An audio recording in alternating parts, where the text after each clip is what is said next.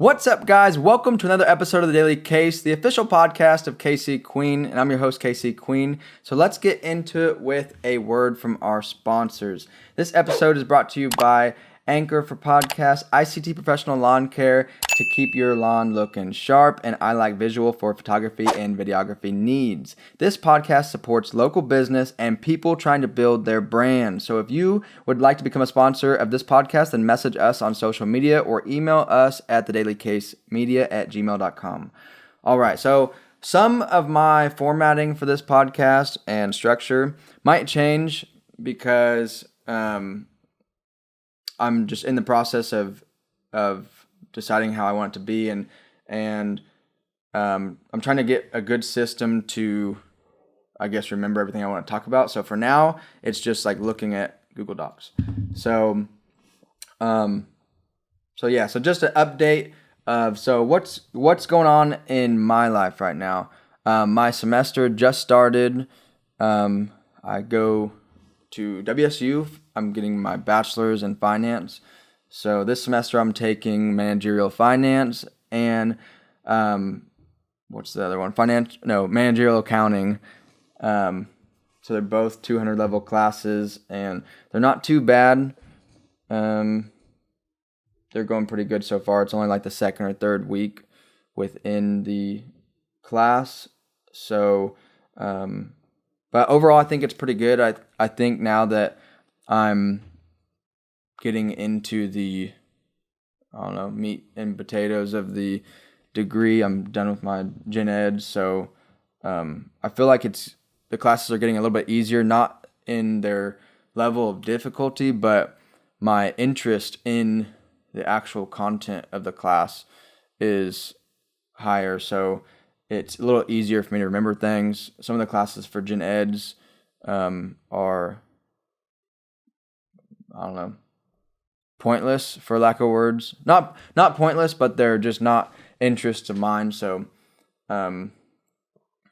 yeah. But overall, like some of the classes, I will say from my gen eds, some of the classes that I've took in the past, looking back, like I don't necessarily regret taking them.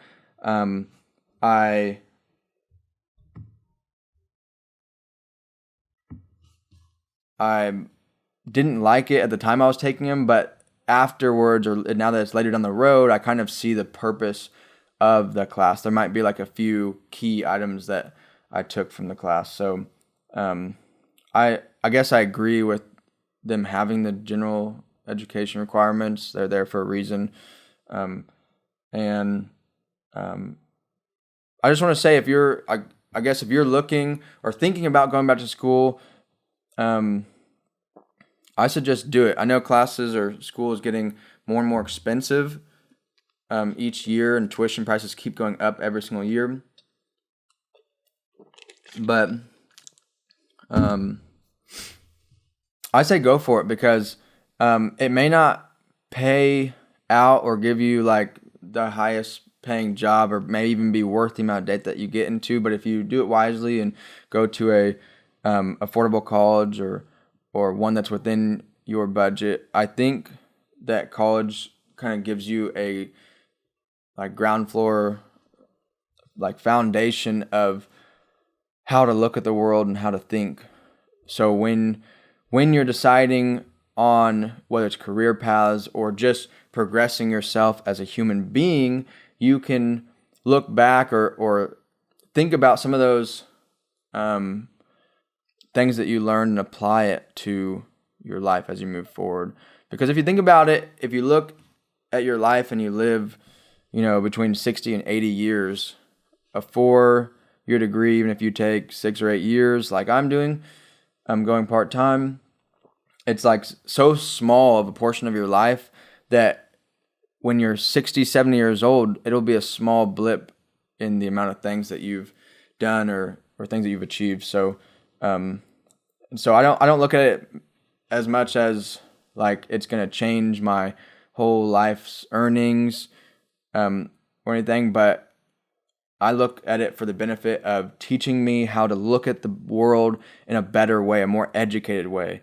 to ask the proper questions about what's going on around us in the world on a day-to-day basis, and just how to think in general terms, and to be able to form my own educated opinions about things, and be able to look at evidence on things that I care about, and to further educate myself. So that's a huge benefit, I think. So if you're thinking about going back and you want to just progress, change yourself, there's plenty of options out there. If you live in Wichita, WSU is not that pricey, and I suggest maybe going to a community college first, and then you can transfer some of your credits over to WSU and save some more money. So that's kind of all I have to say about that. That's kind of what's taking up a lot of my time, is trying to get homework done, so I have time to do things I like on the weekends, hopefully, like make this podcast. So yeah. So that's kind of like the only update I have on my life going on right now. So okay, so it's time for some current events. In the last week or two, depending on when you're watching this, we just recently had the coldest day. I don't know about ever, but coldest day in a long time that's been recorded, and there was some unanticipated consequences of that cold, and one was massive power outages. And I was completely shocked by the emails, because on a day-to-day basis you never question our power grid and whether it has enough electricity, and it's I'm sure a lot of people are still confused on why it happened, but I'll just read to you some of the emails I got from Evergy, which is in the Kansas region. So they said, due to extreme frigid weather, energy use is much higher than normal, which is increasing demand on our power grid. Over the next few days, we've been asked to implement controlled temporary emergency electricity reductions during certain times of the day in order to help avoid larger, uncontrolled, and extended power outages throughout the region.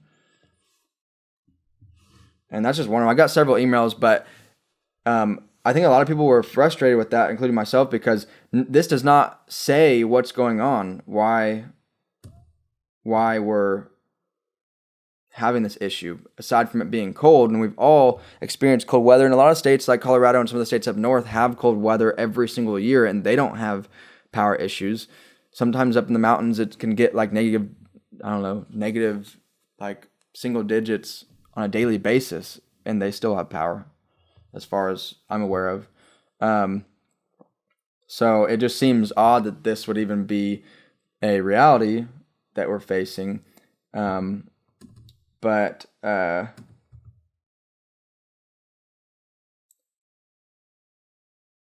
they sent another email trying to further explain themselves, that they said the Southwest Power Pool has increased their alert level to Energy Emergency Alert Level 2 as extended cold temperatures continue to strain the regional power grid. Current conditions may make additional controlled temporary emergency electricity reductions a strong possibility from around midnight through 11 a.m. Wednesday morning.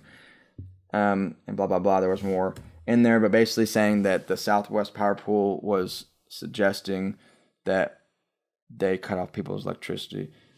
Here in Wichita, at least I didn't experience any power outages, and I heard gruesome stories from the long power outages that lasted in Texas, which makes me question if something breaks in your home, like a frozen pipe or whatever, and damages are caused because of something that the power grid caused, who's liable for that situation? Are you? I'm guessing at the end of the day that they're not going to pay for thousands of people's property damage.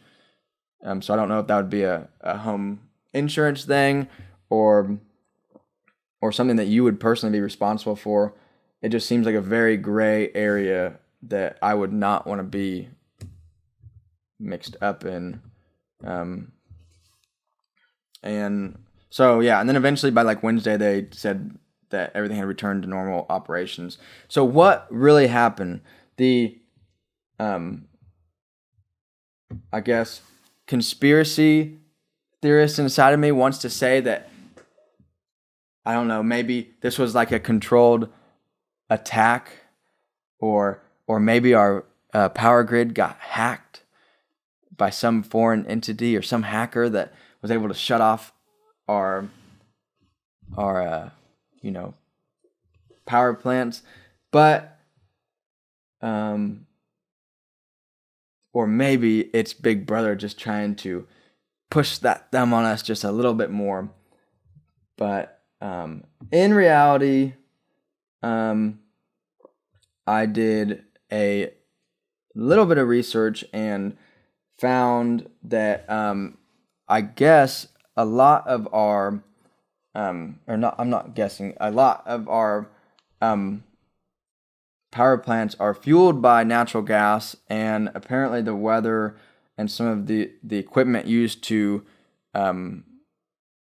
manufacture, harvest, or whatever you call it, produce natural gas failed or just went offline, so that there was a huge shortage, and the power plants were having issues even getting the proper amount of gas they needed to run.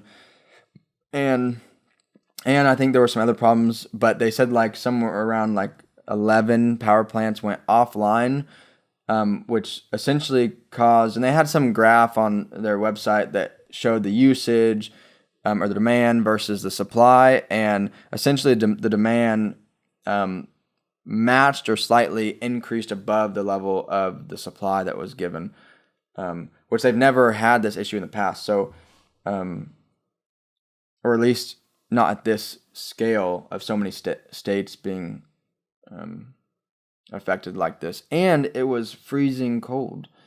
So I think going forward, this might be something that the energy or utility companies look into as far as the electrical grid goes, as should there be more levels of redundancy, to where if a whole like tiered system or section of our grid goes down, is there something else in there? Like if wind goes down, is there like coal? If coal goes down, there's natural gas, or is there enough nuclear power plants to fuel us? I don't know. I think it's something to look into. So on another note, what is happening in the news, or something that I've read about a little bit lately, is the potential, and for some companies, increase of minimum wage to $15 an hour. And a lot of people are for this. I don't really have a definite position, but I lean more towards being against it. And I saw that Walmart announced company-wide that it's increasing its its like base pay to the $15, regardless of the federal minimum wage. So some companies are choosing to do it, whether or not the federal government is like making it into law or not. But it looks like eventually it's going to go that way anyways. But I thought I'd give a couple of takes that people may not be thinking about as some potential side effects or consequences of a $15 minimum wage increase, because that is double the current minimum wage. So if you are working in these jobs to where your own paycheck is going to increase, then you're probably happy about this. But to a lot of people who make more than that, they're probably not seeing the advantage. And here's a couple of reasons why.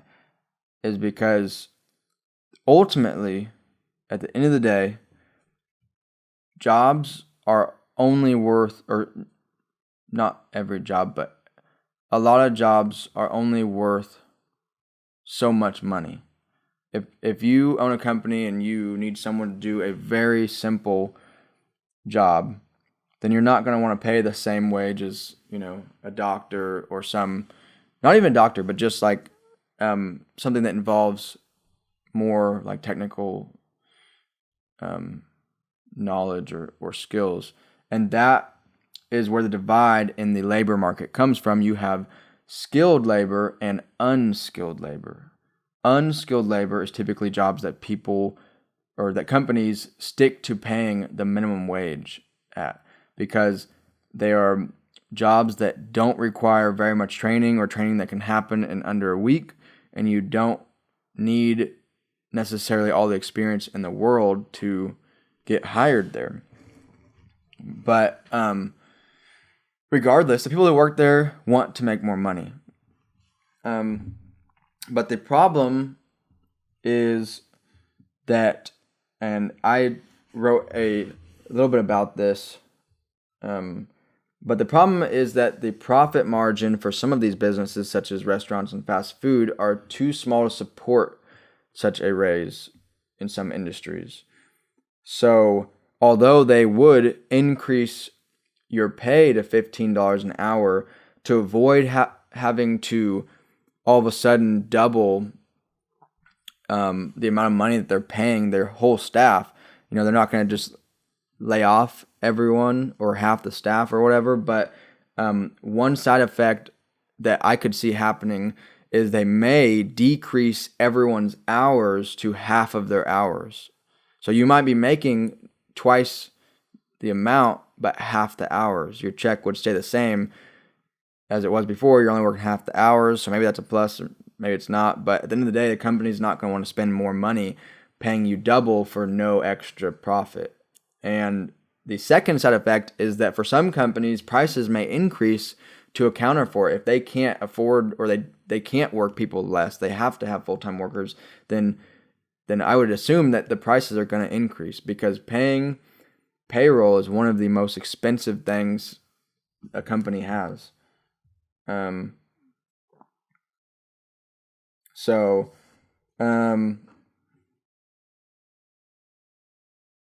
and on another note, like essentially, when the government, I think everyone thinks like the government is controlling what everyone makes, but it's only a small portion of society that makes that much. I think a lot of places pay more pay more per hour for most of their workers. It's mainly just like the food industry and some of the entry-level positions, like I said, that don't have the skilled labor, your unskilled labor market, that's going to pay that much. Like, I don't know what the exact percentage is, but a lot of the total amount of jobs in America are skilled labor. So all you have to do to raise yourself out of this unskilled market is to find a skilled profession, and chances are you're probably going to get paid more than the minimum wage. So this is a big hot topic in the news, but I don't think it actually affects too many people's income. The only thing it might affect is if they increase prices, because then that affects all of us. And Walmart deciding to double their pay. Maybe they can afford that without increasing prices, but that might make some things that were cheap or some things that they could afford to lose money on. Maybe they can't do that anymore. I don't know. We'll see what happens in the future. But at the end of the day, anytime the government is saying that the bottom that you can pay someone has to be increased, but you're not increasing skilled labor, essentially what you're doing is closing the gap between your unskilled and skilled labor. And I don't know if that's necessarily a good thing, because the smaller or the less difference or differentiation there is between jobs, the less incentive there is to want to do great things with your life.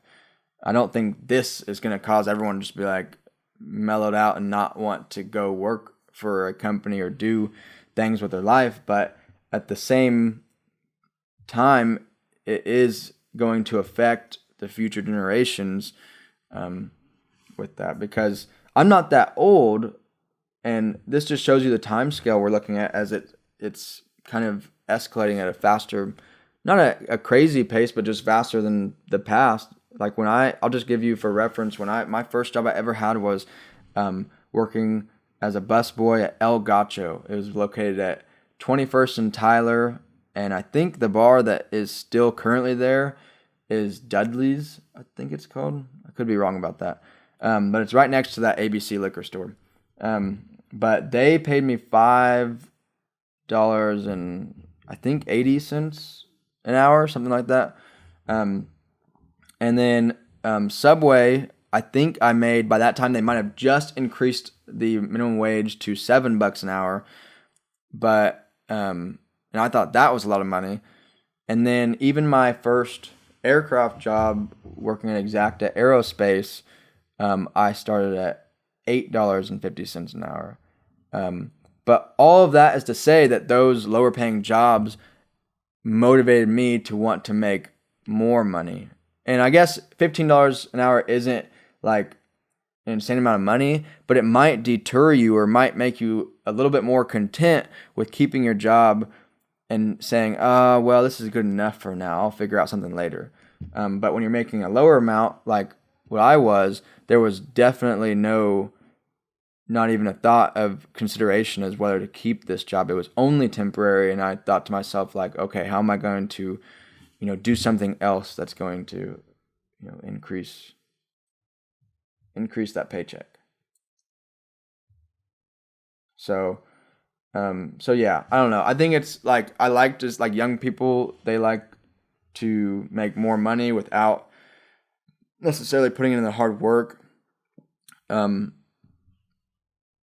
gain those skill sets. Because at the end of the day, the hard work, the reason that phrase is there is because the hard work is what it takes to gain the skill sets.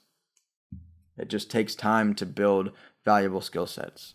And that's something that when you're young, even like when I was 18, I didn't quite understand. I thought certain skills could just be achieved quickly. Maybe they're easier for some people, but a large portion of the like high level skilled labor market just takes a lot of time to develop those skills. So yeah, I don't know. I don't know if I have anything else to say about that, but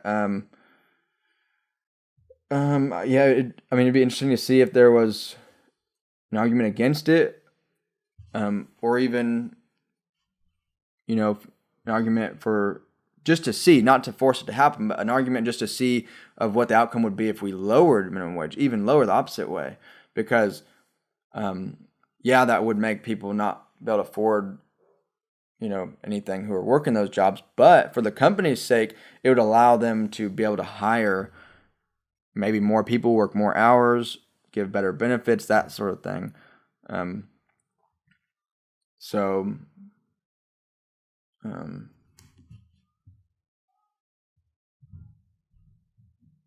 yeah, I'm trying to see both sides of the argument, or like just viewing it not only from the people who are receiving the money, but from the people that are paying the money. Because at the end of the day, I think people look at these large corporations like McDonald's or Walmart and look at them as like, oh, they have like infinite amounts of money, but the money they have is limited. They do have a lot, but the reason they have a lot is from doing business intelligently and making the smart business decisions. So I don't think those same well-known businesses are just going to increase the pay without doing anything about it, because that wouldn't make good business sense. I think they're going to build a case to give perceptions of paying people more, but maybe there's a decrease in the overall labor market, and which could lead to higher levels of unemployment. These are all opinions, so I don't know. I mean, I'm sure there's research done on this. There's probably a balance between the two of what works and what doesn't, but these are just kind of my take on it from like the business classes and things that I've taken in the past, or just how I'm deciding to look at it today. that could change. If they skyrocket everyone or skyrocket everyone's pay and it works out good, then I'm for that as well. I'm not really biased on it. So yeah, now it's time, I guess, for some shit that I care about is Starlink. And I'm a pretty big fan of just like space in general. And it's not even that I like know like every small detail about space, but I just find it intriguing about the like amount of innovation that's happening in space. And Starlink is a like subdivision or I don't know if they're exactly a part of SpaceX, but they're definitely under SpaceX's wing. I don't know. I just don't know if they're their own separate thing. They might just be like a little department, I guess, or a brand within SpaceX.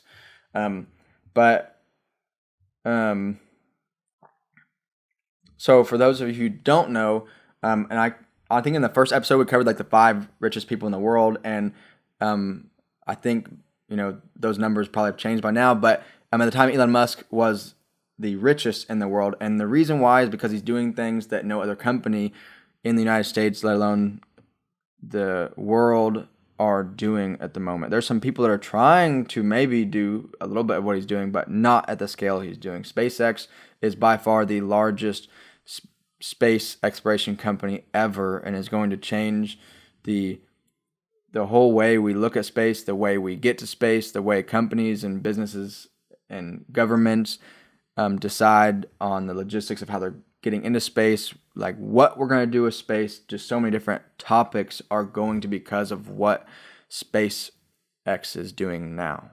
The next 100 years we'll look back on SpaceX and Elon Musk as the Henry Ford of vehicles. And just to give you, if you don't know, just to give you a little bit of a like ground floor of knowledge of what the company is, I'm just going to take you to SpaceX, their website, and go over a few of maybe their rockets. I don't know. I find this very interesting. I will probably, put up this website like right here, so you guys can look at it. But SpaceX is a rocket company. Everybody knows that. If you don't, you should by now. They produce some of the most efficient and coolest looking rockets ever, and the largest.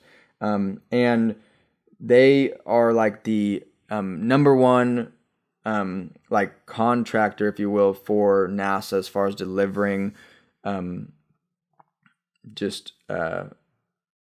equipment, materials, things they need up to the International Space Station, which is very cool. And earlier last year was the first time people actually rode on a SpaceX rocket. So it's the first commercial or non-government company that's delivered people up to the space station. So just to give you guys a rundown of the company, let's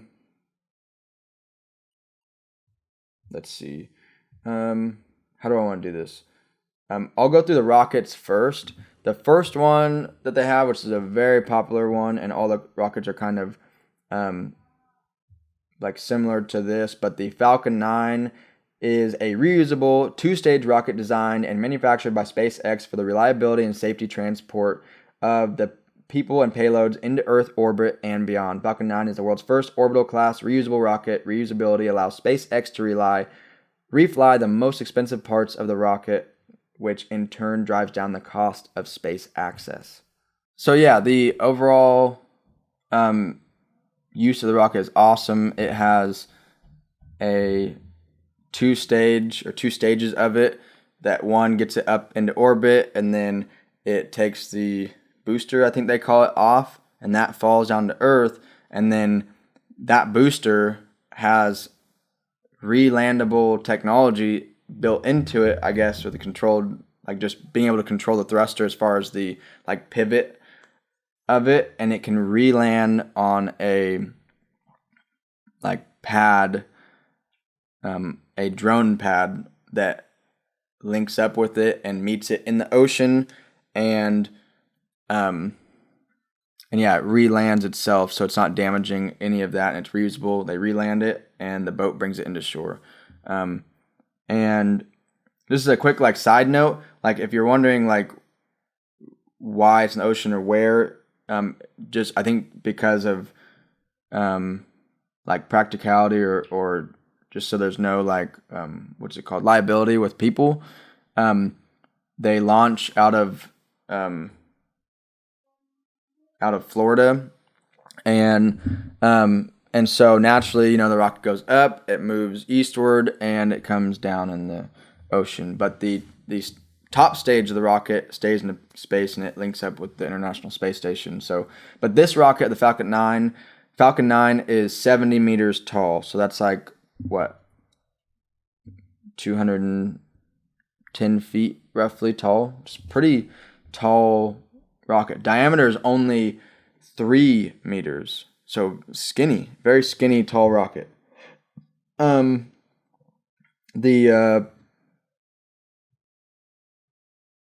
Yeah. So, and on their website, you can look at like they go over a lot of the more details as far as like more of the specs. But the next rocket that they have is the Falcon Heavy. That's what they call it. It's the world's most powerful rocket. Falcon Heavy is the most powerful operational rocket in the world by a factor of 2, with the ability to lift into orbit nearly 64 metric tons. That's 141,000 pounds. Falcon Heavy can lift more than twice the payload of the next closest operational vehicle, the Delta IV Heavy. Falcon Heavy is, I guess that's the next closest operational rocket. Falcon Heavy is composed of 3 Falcon 9 engine cores, whose 27 Merlin engines together generate more than 5 million pounds of thrust at liftoff, equal to approximately 18 747 aircraft. So that is an intense amount of payload it can carry and just thrust it's generating. So this is also 70 meters tall, same height. So it's pretty much the Falcon 9 with some extra. It's like 3 Falcon 9s in one. So very cool looking rocket. And this also can re-land itself. I believe all 3 of those thrusters come apart and they all self-land. So the next rocket on here is the Dragon. Or actually, no, this is not a rocket. The Dragon is the capsule that sits on top of the rocket. The Dragon spacecraft is capable of carrying up to 7 passengers to and from Earth orbit and beyond. It is the only spacecraft currently flying that is capable of returning significant amounts of cargo to Earth, and is the first private spacecraft to take humans to the space station. So that's kind of what I was talking about with people last year going into space. It was a pretty cool feat that was achieved. Let's see. So the big announcement that happened like late last year that you might not have heard about was the Starship SN9. This is the coolest, I guess, rocket. I mean, it's the most plain looking rocket, but this is like the future of space travel right now, is like the production of this particular rocket. SpaceX's Starship spacecraft and Super Heavy rocket, collectively referred to as Starship, represent a fully reusable transportation system designed to carry both crew and cargo to Earth orbit, the Moon, and Mars and beyond. Starship will be the world's most powerful launch vehicle ever developed, with the ability to carry in excess of 100 metric tons to Earth orbit. So this is insane. And so 100 metric tons. What was the Falcon? That's only the Falcon's 64 metric tons. So this Starship is almost twice that. That's insane. So, yeah, ultimately this is going to be the rocket that's used to transport people from Earth or the International Space Station, probably from Earth to Mars, because that's ultimately where Elon Musk keeps talking about he wants to go in the next 5 to 10 years. So this rocket will be responsible for that. Potentially building out the moon base of that. And it's kind of, what do they call that? The early first market or first mover advantage in business. SpaceX is the first company to develop at this scale. So they're getting privilege, so to speak, on the business that government agencies are doing, because no other company right now is competing at the level that they are. So they're just winning all the contracts, and these contracts are huge, very huge, in the hundreds of billions of dollars. And SpaceX is now the number one choice for the government for NASA to use to bring up supplies to the International Space Station. So they launch those rockets almost every month, sometimes more. And on top of that, they are trying to develop this in a way for people to join as well, which is pretty cool. They're calling it rideshare. And they are advertising this as per their website. These small sat rideshare program cost as low as $1 million. So if you have a spare $1 million lying around, you could be the next person to go to the International Space Station. They're gonna don't forget, they're gonna charge you the $5 per kilogram. So watch your luggage on that trip.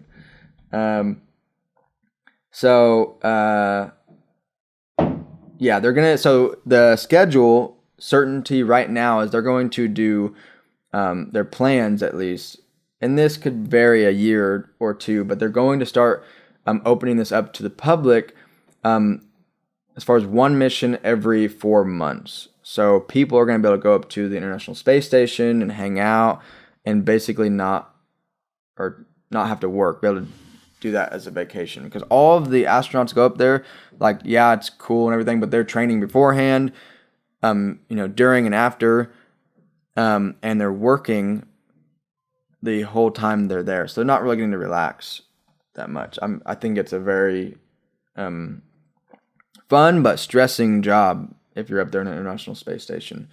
So,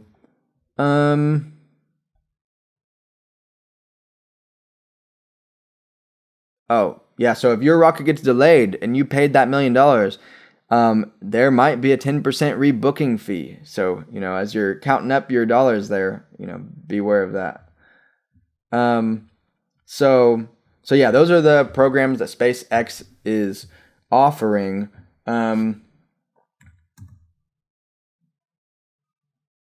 Let's see. Now, and as a, subset, I don't know what you want to call it,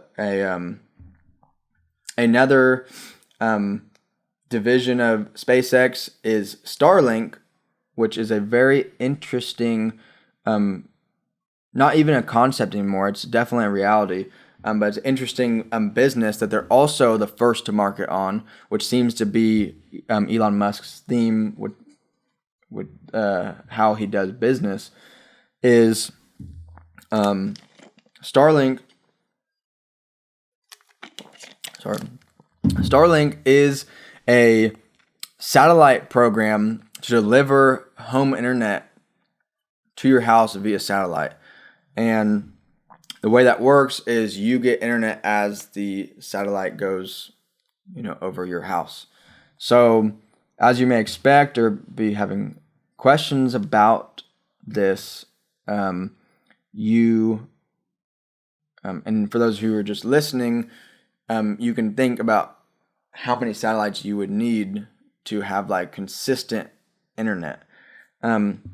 So right now, well, just to get the numbers out there, currently they have launched a little bit over 1,000 Starlink satellites into orbit with a total of 12,000. I know I'm going to be jumping around here, but there's going to be a total of 12,000 satellites in order to make this network complete. And I believe they're pretty small, but they're 12,000 is what they're launching. And every rocket they launch 60, and they launch 60 satellites per month. So let's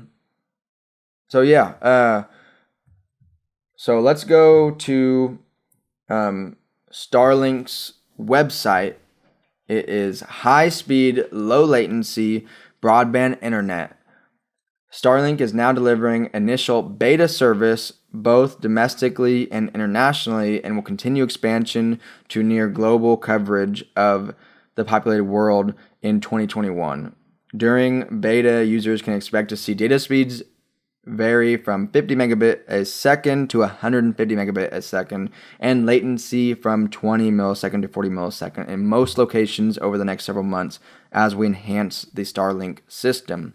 There will also be brief periods of no connectivity at all as we launch more satellites, install more ground connections, and improve our networking software. Data speed, latency, and uptime will improve dramatically.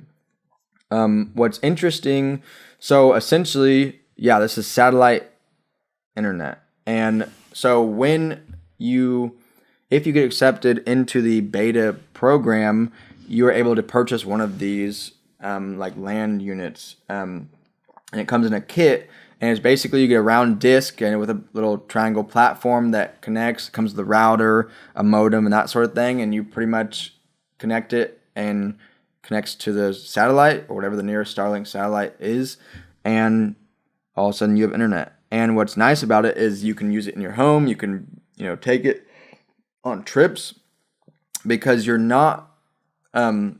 It's even better than the concept of cell phone towers because you're not limited to a network.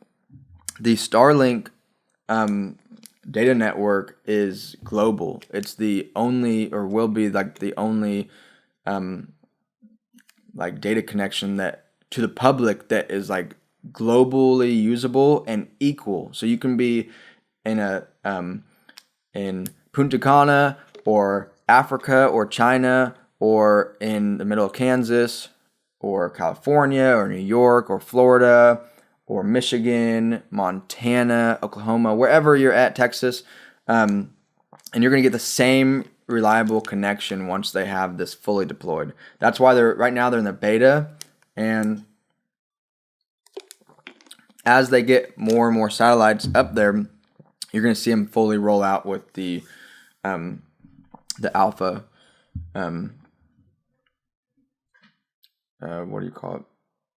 availability to the general public. So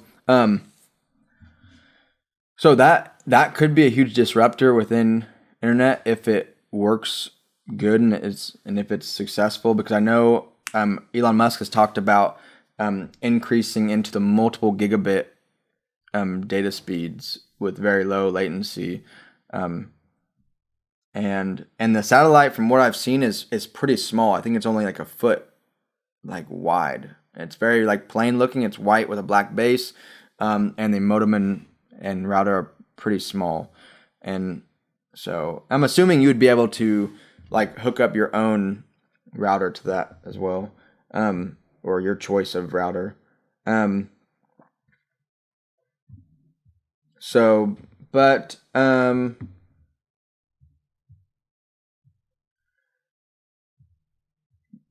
it's pretty interesting, to say the least. Sorry, I'm looking at my notes here.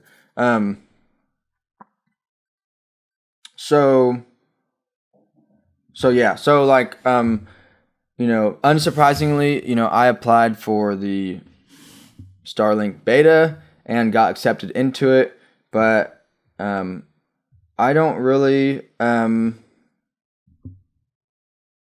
I don't know if I'm gonna purchase it just because I already have gigabit internet and I'm not really in need of it. It just at the moment sounds really cool to be a first user of the program.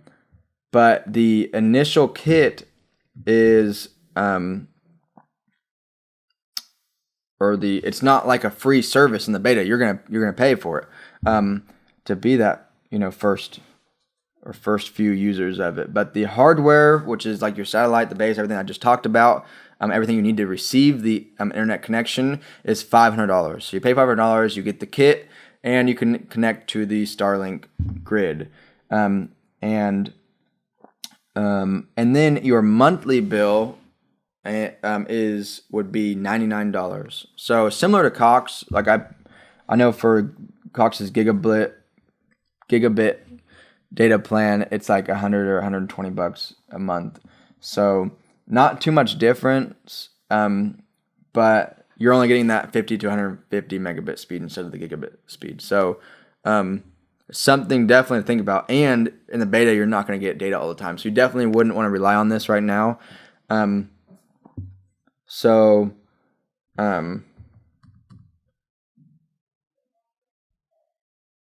it is something that could be interesting as they scale, because like currently there's 1,000 Starling satellites in orbit around Earth, and they're like equally dispersed, kind of, and basically just rotating around, like parallel, not to the equator, but along those lines, not really going. I think at least my thoughts are when something's orbiting, it's going to get going in all different directions, like electrons around an atom or something. But that's not the case. I think they're all flying kind of in tandem, or at least the same direction around the planet, just maybe at different, latitudes or whatever. Right now they have permission from the FCC to launch a total of 12,000. So they still have 11,000 satellites to go. So it's definitely going to be getting better. And from what I've looked at on YouTube, like it's already, 1,000 Starlinks now, 11,000 more to go, 60 a month is what we're looking at. But interestingly, I thought I would share this bit of information. Is that on October 15th of 2019, the United States Federal Communications Commission, the FCC, submitted filings to the International Telecommunications Union, ITU, on SpaceX's behalf to arrange spectrum for 30,000 additional Starlink satellites to supplement the 12,000 Starlink satellites already approved by the FCC. So right now, I think they're still waiting on approval for that. But right now, and definitely getting some pushback, but right now they're approved for the 12,000, but they're wanting to put another 30,000 more. And I'm assuming that's going to be to increase the bandwidth of the internet as they fully deploy the network. But that's a total of 42,000 satellites. So one of the fears that I think should be recognized but not taken, 100%, as like a sole reason for being against it is, if I could talk straight, it is the sole pushback against this is that the argument is that we are cluttering space with all these satellites, because eventually it's going to block light or basically make a bunch of shiny little stars that you're going to know are fake, and people are calling it an eyesore. But guess what? That's what they said about the windmills. And I think the same thing will happen with this. We'll get used to them, and we will look at them like almost like artistic. You see a large windmill right now or a farm of them, and you're like, wow, that's cool. The same thing's going to happen with the Starling satellites. I doubt you're going to actually be able to see them. You may just see more like twinkling stars in the sky. I really don't know. That's just my guess. But there are some pictures online where people have tracked them and spotted them.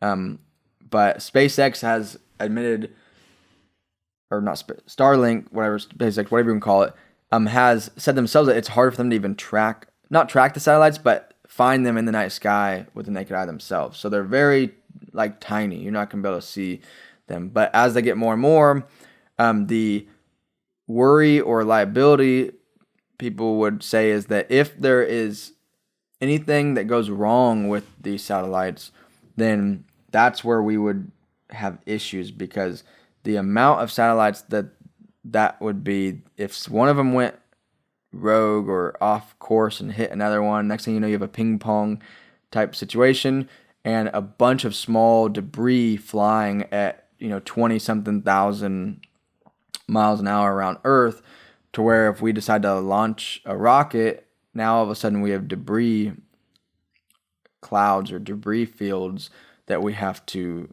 watch out for, and which isn't the first time. And you can look this up on the International Space Station. There is currently debris fields of failed satellites and like just space trash that we have put little beacons on to fly on with it, to where we know where it's at, because those things, if they come into contact with your, what anything, spaceship or that you're launching, then it's going to rip it apart. So there's a small amount of space debris right now, but the worry is that this would create a bunch of space junk. But I'm sure even if there was my take on it is I'm not worried about it. I would rather have worldwide internet that isn't subject to like natural disasters and stuff like we have on or power outages and that sort of thing from the current system that we have on Earth. But and I'm sure my take on it is I'm sure that if something happened, we'd be able to clean it up or do something to, I don't know, lessen the damage or the likelihood of damage. Because I don't think stuff just like stays perfectly in orbit forever. Like I think there is a range where it can orbit, but if you're not controlling that orbit, then the natural flow of things is either going to push it out or in, one of the two. So I don't think even if something like that catastrophic happened, I think we could do something, send something up just to crash into it or whatever we had to do just to disrupt it enough to send it either out or in, one of the two. So, and even if it fell in, something that small would mostly likely burn up as it went into the atmosphere. So either way would be fine as long as it got out of the way. So, that's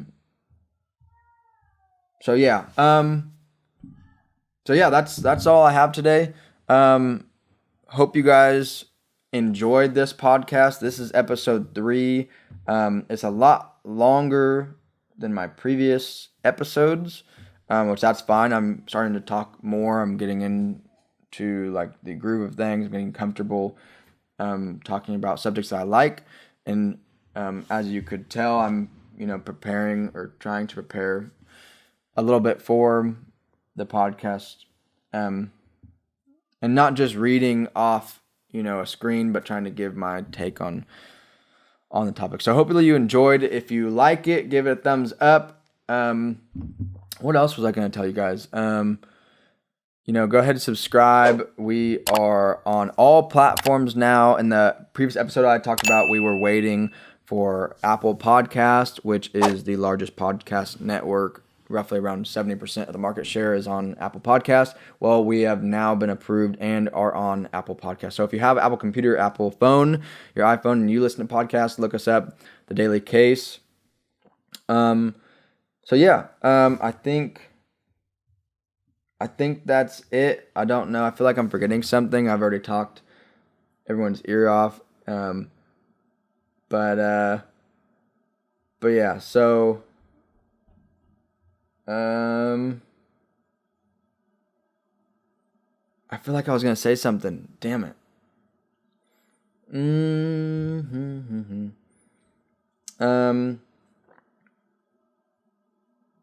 So yeah, I don't know. If I did, I'll talk about it in the next episode, whatever.